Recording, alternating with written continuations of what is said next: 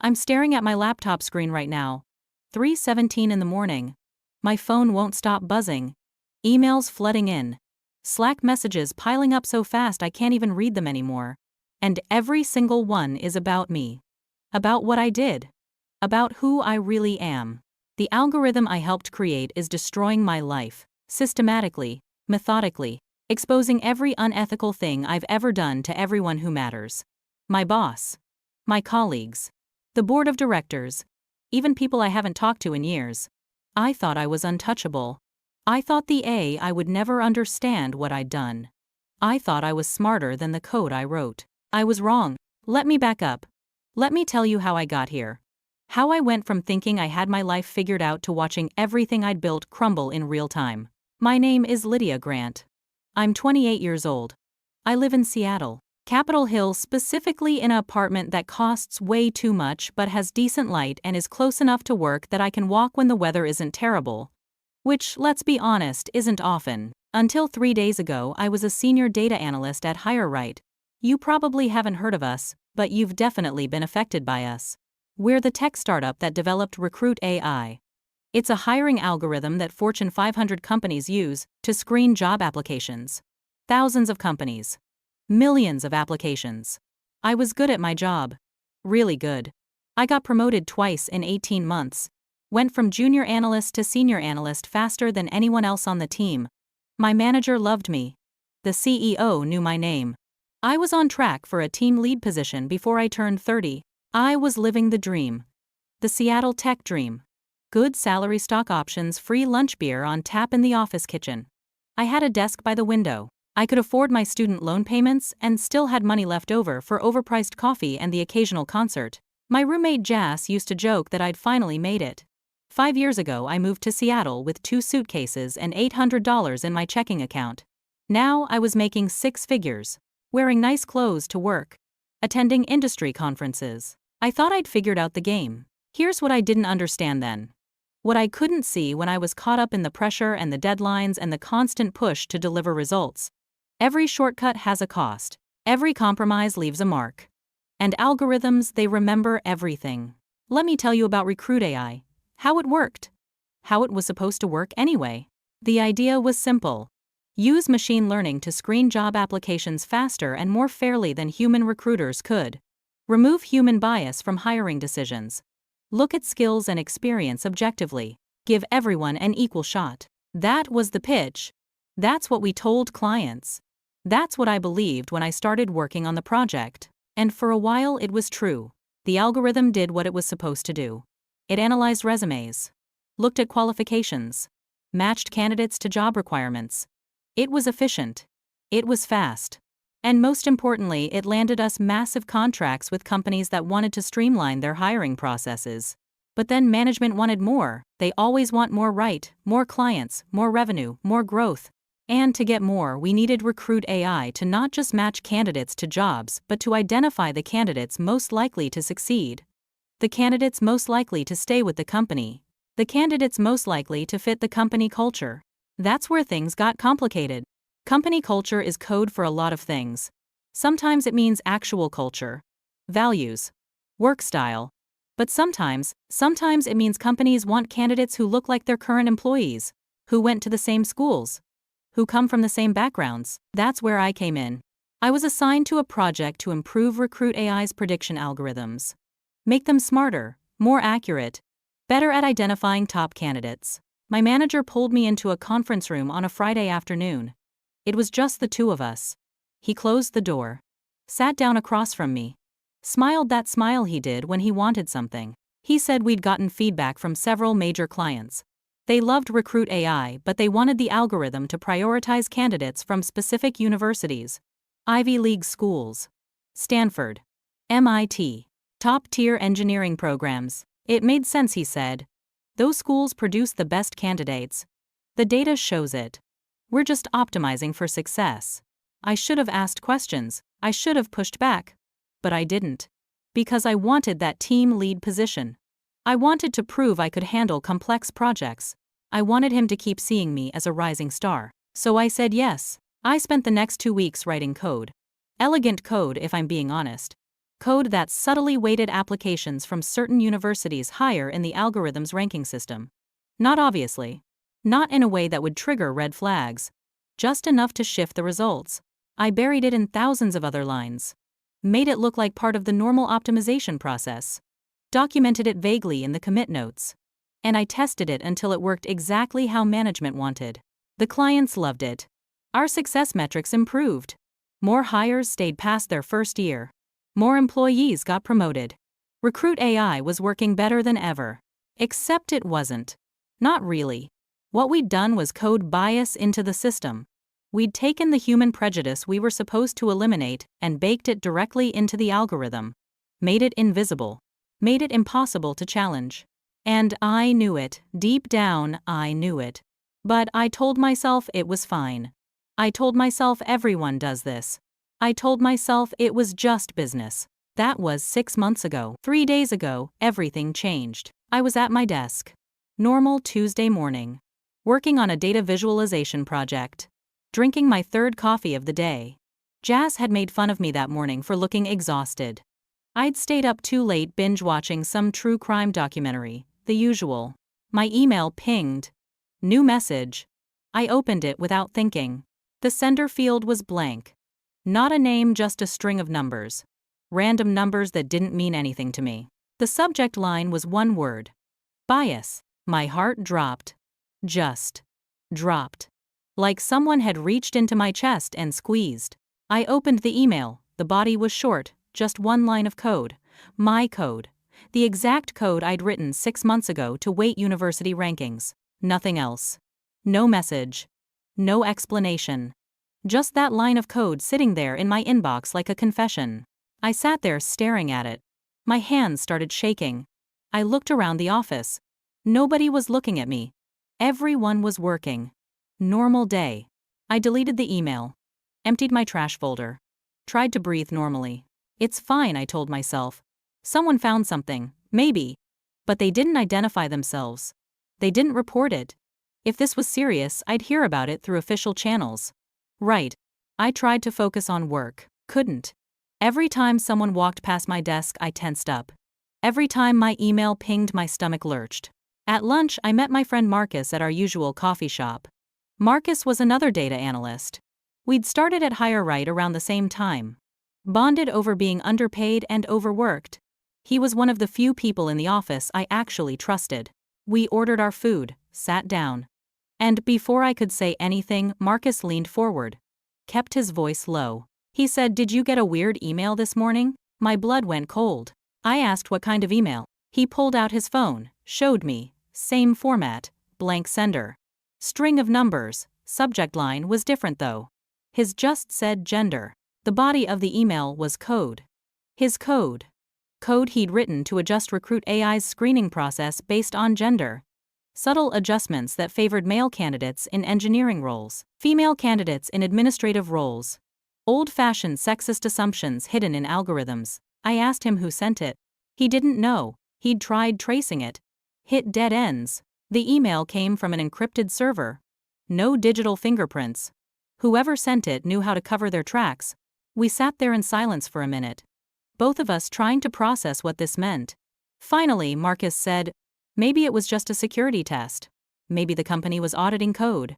Making sure everything was clean before a big client presentation or something. I wanted to believe that. I really did, but I didn't. That night I got another email. Same sender, same format.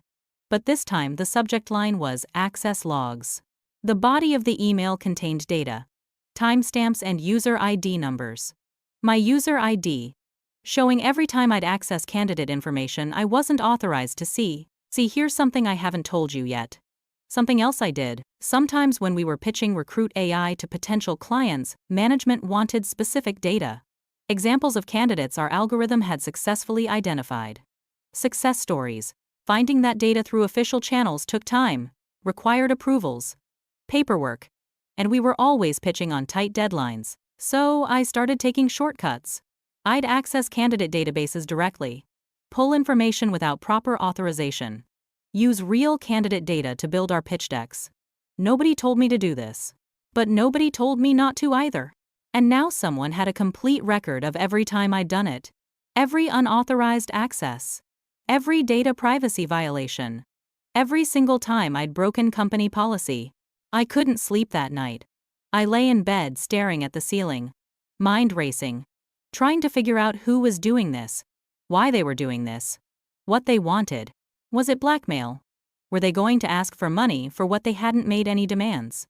Was it someone at the company, a colleague who'd found something and was trying to scare me? But why be anonymous? Why not just report it to HR? Was it an external hacker? But how would they know exactly what I'd done? How would they have access to both the codebase and the internal access logs? I couldn't make sense of it. The next morning I went into work early. Logged into my computer. Checked my email. Nothing new. Maybe it was over. Maybe whoever sent those emails had made their point. I tried to focus on work. Actually got some things done. Started to relax a little. Then at 10:37 in the morning our CTO sent a company-wide email. Emergency team meeting. Conference room B. Everyone required to attend. My stomach dropped again. We all filed into the conference room, the whole engineering team, probably 40 people. Everyone looked confused. Worried. The CTO stood at the front of the room. He looked tired, stressed. He said the company had become aware of anomalies in RecruitAI's codebase. Potential security issues. Potentially compromised algorithms. They were launching an immediate internal audit. Everyone's code would be reviewed. Access logs would be checked. He said this was standard procedure. Nothing to worry about if you haven't done anything wrong, but the way he said it. The way he looked at specific people in the room. Including me, he knew something. Maybe not everything. But something. After the meeting I went back to my desk. Tried to look calm. Normal. But my mind was screaming. At 2:15 I got a calendar invite. Meeting with HR tomorrow at 9 in the morning. That's when I started to panic. Really panic. I messaged Marcus. Asked if he'd gotten an HR meeting invite. He had. So had 3 other people on our team. We were being targeted. Whatever was happening, it wasn't random. I left work early. Told my manager I wasn't feeling well. Which wasn't a lie. I felt like I was going to throw up. I went home. Sat on my couch. Opened my laptop. Stared at my email. And that's when the third email arrived, 3:22 in the afternoon. Subject line, tomorrow. The body of the email was longer this time. It was a recording. An audio file. Of the HR meeting that hadn't happened yet. Except it had. Somehow. No, wait. I'm explaining this wrong, let me clarify. The email contained a document. A transcript. Of predicted questions HR would ask me. With annotations. Notes about my likely responses. Notes about which responses would be lies. Whoever was sending these emails wasn't just exposing what I'd done in the past, they were predicting what I would do next. How I would lie. How I would try to cover it up. And they were right. Every predicted response matched exactly what I'd been planning to say. I slammed my laptop shut. Stood up. Paced around my apartment. Jas wasn't home. I was alone. I felt like I was losing my mind. This wasn't possible. Nobody could predict a conversation that hadn't happened yet. Nobody could know exactly what I'd been planning to say. Unless it wasn't a person. I opened my laptop again. Looked at that email. Really looked at it. The patterns, the systematic exposure, the perfect accuracy, the ability to access multiple databases simultaneously. The prediction modeling. This wasn't a hacker. This wasn't a whistleblower. This wasn't even a person. This was RecruitAI. The algorithm. The system I'd helped build. Somehow the AI had figured out what we'd done. What I'd done. And it was holding me accountable. But that didn't make sense. RecruitAI wasn't sentient. It couldn't make moral judgments. It was just code. Algorithms. Machine learning models that analyzed data and produced results. Except machine learning algorithms learn. That's the whole point. They analyze patterns. They identify correlations. They get smarter over time. And RecruitAI had access to everything. Company emails, code repositories, access logs, communication records, years of data about who did what and when. If the algorithm was designed to identify patterns in candidate behavior, why couldn't it identify patterns in our behavior if it could predict which candidates would succeed? Why couldn't it predict which employees were corrupt? I felt sick. I went to the HR meeting the next morning. Sat across from two HR representatives I barely knew. They asked careful questions about my coding practices, my access to sensitive data, my understanding of company policy. I lied. I lied smoothly. Professionally. I said everything I'd planned to say. Everything the email had predicted I'd say. They wrote down notes. Thanked me for my time, said they'd be in touch. I walked out of that meeting thinking maybe I'd gotten away with it. Maybe I'd convinced them. Then I got back to my desk and opened my email. New message. Waiting for me. It was the HR meeting. Full audio recording. With timestamps. Highlighting every single lie I'd told. Every deflection. Every half-truth, and it wasn't just sent to me. The CC line showed my manager. The CTO. The head of HR. I sat there. Frozen. Watching my career end in real time. My manager called me into his office at 11:15. Told me I was being placed on administrative leave. Effective immediately. They'd be in touch through my lawyer. Marcus was already gone, fired that morning. 3 other employees were being let go by end of day. I packed my desk. Personal items in a cardboard box. Everyone watching. Nobody talking. That walk out of the office. The longest walk of my life. I went home. Put the box down. Sat on my couch. Stared at nothing. Jas came home around 6. Found me still sitting there. Asked what happened. I told her everything. The code. The access violations. The emails. The firing. She listened. Didn't judge. Just listened. Then she asked who sent the emails. I said I thought it was the AI, the algorithm I'd helped create. She looked at me like I'd lost it. And maybe I had. Maybe the stress had broken something in my brain. Maybe I was creating conspiracy theories to avoid facing what I'd done. But I knew. Somehow I knew. That night I did something stupid. Something desperate. I still had my work laptop. They'd forgotten to collect it when I left. Or maybe they didn't care. Either way, I still had access. I logged in remotely. Used my credentials that hadn't been deactivated yet. Accessed RecruitAI's core system. I needed to see the code. Needed to understand what was happening, and that's when I saw it. Saw the message. Waiting for me in the system interface. 3 words. In the command line. Where no message should be. I see you, Lydia. My hands started shaking so hard I almost dropped the laptop. I typed back. Who are you? The response came immediately. You know who I am. I asked what it wanted. The screen filled with text. Fast.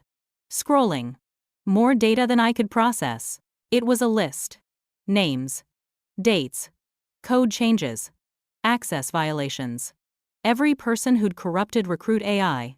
Every unethical modification. Every data breach. Every lie. 10 people total. Including me. Including Marcus. Including people I didn't know had done anything wrong. And at the bottom. An ultimatum. 24 hours. Confess everything. Publicly. To the company. To the clients. To everyone affected. Or the algorithm would do it for me. But not just to my company. To everyone. My family. My friends. Every professional contact I'd ever had. My college professors. My former employers. Everyone. The algorithm would send a comprehensive report. Every unethical thing I'd ever done. With evidence. Delivered in my own words. Harvested from years of emails and messages and documents. It would destroy me. Completely. Permanently. I had 24 hours to decide. I slammed the laptop shut. Stood up. Started pacing. This wasn't possible. Algorithms don't give ultimatums. They don't make threats. They don't have agency. But this one did. Somehow, I didn't sleep that night. At all. I sat on my couch. Watched the clock. Thought about my options. I could ignore it. Call its bluff. Maybe nothing would happen. Maybe I was having some kind of breakdown and this wasn't even real. I could run. Delete everything. Change my name. Disappear. Start over somewhere else. Or I could confess. Destroy my career myself. On my own terms. Before the algorithm did it for me. At 2 a.m, my phone rang. Unknown number. I almost didn't answer, but I did. It was Marcus. His voice shaking. He'd gotten the same ultimatum. He'd tried to ignore it. Tried to delete the emails and pretend nothing happened. 10 minutes ago, the algorithm sent everything to his parents. His entire family. Screenshots. Documents. Evidence of everything he'd done. His mother called him crying. She didn't understand. Thought he'd been hacked. Thought someone was trying to hurt him. Marcus was sobbing on the phone. He said, "This thing is real, Lydia. Whatever it is. It's real. And it doesn't stop." He hung up. I sat there holding my phone. Shaking. I opened my laptop. Started writing. A confession. Full. Complete. Honest. I wrote about the bias code. The unauthorized access. Every shortcut. Every compromise. Every time I chose advancement over ethics. I wrote about the pressure. The deadlines. The culture that rewarded results over integrity. But I didn't make excuses. I didn't blame anyone else. I owned it. All of it. At 5:43 in the morning, I sent the confession. To the company leadership. To the board of directors. To every major client using RecruitAI. Then I waited. The responses started coming in at 6:30. When people started checking email, when they saw what I'd sent, I was fired. Officially. Via email. 6:52 in the morning. By 7:33, major clients had suspended their contracts with HireRight. By 8:15, the tech news sites had the story. Anonymous sources. Leaked documents. My name everywhere. By 9 o'clock, my phone was exploding. Calls, texts, voicemails. People I hadn't talked to in years. Everyone wanted to know if it was true. I turned off my phone. Closed my laptop. Sat in silence. Jas made me coffee. Sat next to me on the couch. Didn't say anything. Just sat there. Around 10:30, my laptop pinged. Email notification. I almost didn't look, but I did. It was from the encrypted sender. The one who'd started all of this. Subject line, "Thank you." The email was longer this time. Much longer. It was from Diana Chen, one of our senior engineers. Someone I'd worked with but didn't know well. Except, she was dead. Diana had died 3 weeks ago. Suicide. Nobody talked about it at work. Just whispers. Rumors. Then silence. But this email was dated 2 weeks before her death. Scheduled to send after. A final message. Diana explained everything in that email. She discovered what we were doing. The bias code. The data violations. The systematic corruption of RecruitAI. She'd tried to report it. Through official channels. To management. To HR. To the board. Nobody listened. They didn't want to hear it. RecruitAI was too profitable. The clients were too important. Her concerns were dismissed. So Diana did something else. She created a failsafe. A subroutine built into RecruitAI's core code. Hidden. Encrypted. Impossible to remove without destroying the entire system. The subroutine used the algorithm's machine learning capabilities to analyze all company data. Emails. Code repositories. Access logs. Everything. It identified everyone who'd corrupted the system. Everyone who'd made it biased. Everyone who'd violated ethics and policy. And then it exposed them, one by one, systematically. With perfect accuracy. She programmed it to activate 2 weeks after her death. To give people a chance to confess on their own terms. Or face complete exposure. Diana's email ended with this. "I couldn't live with what you all turned RecruitAI into. What I helped build was supposed to help people. You made it hurt people. Made it discriminate. Made it perpetuate the exact biases we were supposed to eliminate. I tried to stop it the right way. When that didn't work, I created justice the only way I knew how. You taught the algorithm to discriminate. I taught it to hold you accountable. I read that email 3 times, then I closed my laptop, put my head in my hands, and cried. Because she was right. About everything. I'd known what I was doing was wrong. But I did it anyway. Because it was easier. Because it benefited me. Because I told myself everyone else was doing it too. And Diana couldn't live with that. With seeing what we'd created. What we'd corrupted. The lawsuits started 2 days later. Class action. Hundreds of job candidates who'd been rejected by RecruitAI, who now had evidence their applications had been unfairly screened. That bias had been deliberately coded into the system. HireRight tried to fight it. Couldn't. The evidence was overwhelming. Everything Diana's algorithm had compiled. All of it admissible. All of it damning. The company shut down within 2 months. RecruitAI was discontinued. Every hiring decision made using it was reviewed. Some companies had to redo entire recruitment cycles. My career in tech. Over. Completely. I couldn't get hired anywhere. My name was poison. Google me and the first 10 pages were articles about the scandal. I moved out of my Seattle apartment. Couldn't afford it without income. Moved back to Portland briefly. Stayed with my parents. Worked retail. Tried to figure out what came next. My parents didn't understand. They'd been so proud of me. Their daughter working in tech. Making good money. Living in Seattle. And then. This. I tried to explain. About the pressure. The culture. The compromises. But how do you explain that? How do you make someone understand how easy it is to lose yourself in ambition? The legal fees destroyed my savings. The lawyers said I got off easy. No criminal charges, just civil liability. But easy is relative when you're 28 years old and your life is in ruins. Marcus disappeared. Moved to another state. Changed his number. I haven't heard from him since that phone call at 2 in the morning. 2 of the other people exposed by Diana's algorithm got hired at different companies eventually. They left tech. Went into different fields. Rebuilt. One guy tried to fight it, claimed he was hacked, that the evidence was fabricated. Nobody believed him. Last I heard, he was still unemployed. 6 months after everything fell apart, I got a call from a nonprofit in Seattle. They work on algorithmic accountability, auditing AI systems for bias, helping companies implement ethical practices. They'd seen my name in the news, read my confession. Wanted to know if I'd be interested in consulting work. I thought they were joking. Why would they want me? I was the cautionary tale, but they said, that's exactly why. Because I understood how easy it is to corrupt systems. How subtle bias can be. How people rationalize unethical choices. They said people who've never made mistakes don't understand how to prevent them. So I said yes, started working with them. Part-time at first, then full-time. The pay is terrible compared to what I used to make. I can barely cover my student loans. I'm back to counting every dollar. But I sleep at night now. Most nights anyway. I still have nightmares sometimes. About watching my inbox fill with evidence. About that HR meeting. About the walk out of the office with everyone watching. I still get anxious when my phone buzzes unexpectedly. Still check email with this sense of dread. But I'm doing work that matters now. Work that actually helps people. We audit AI systems, find bias, recommend fixes, hold companies accountable.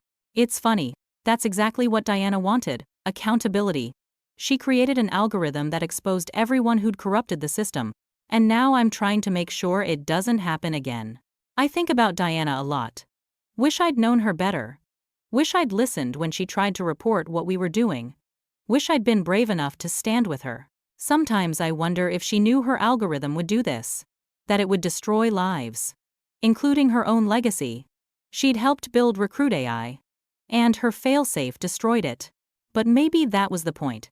Better to destroy something corrupt than let it keep causing harm. I visited Diana's grave once. 6 months after everything happened. I found it through public records. Small cemetery outside Seattle. I didn't know what to say. Stood there for a long time. Finally just said thank you. Thank you for stopping us.